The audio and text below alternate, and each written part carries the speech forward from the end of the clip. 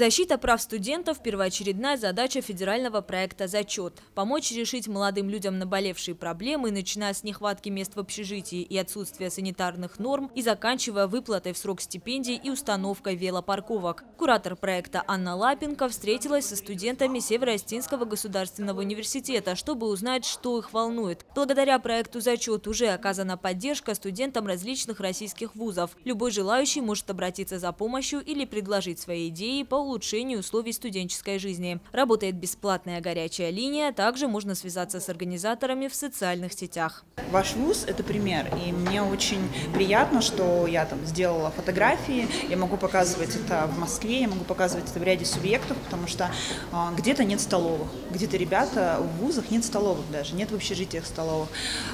И когда ты приезжаешь в вуз, и здесь уже строят бассейн, здесь есть такие потрясающие условия в общежитии, где мог бы жить каждый. Вы знаете, я вчера в соцсети выставила фотографии вашего общежития.